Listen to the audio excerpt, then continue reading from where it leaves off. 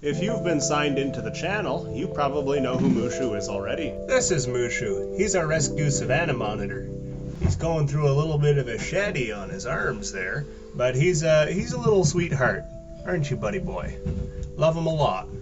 Couple decades ago, and well, maybe even a few decades ago, they were very, very popular pet lizards. You could get them for a dime a dozen. Wild caught, usually full of parasites. They don't acclimate well to captivity when they're wild caught.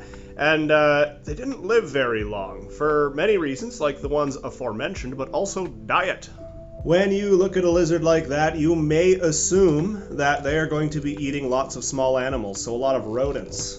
And that, along with cheap dog food, is primarily what people fed them, leading to very short lifespans.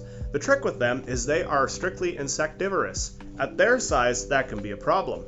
Now in the wild, there's some big bugs they'll come across, and a big part of their diet would actually be African giant land snails, which are not something you can have in British Columbia, but if you're at an Asian market, you could find some nice some snails, maybe, and that'd be good for them.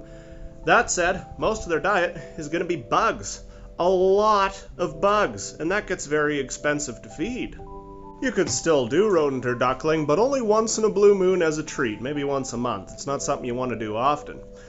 So Mr. Mushu here, we've actually got target trained onto this ball. This is how we save our fingertips. Otherwise, he was pretty snappy about food. He's really well behaved now. I can go near his mouth with my hands and he won't bite me, which I like. However, once he sees this target, he knows that it's food time.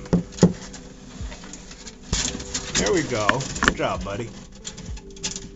Can I have the tongs back?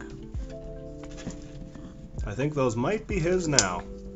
Now, because of these care exceptions, Savannah monitors of pets have drastically dropped off the market. You don't see a ton of them anymore. They're still definitely around if you look hard enough, but they're not something you're going to see at every pet shop you walk into. Except this one, because we just had these little guys come in yesterday. We actually have a couple of little baby captive bred Savannah monitors available for purchase in store, and oh my god, they're so unbelievably cute.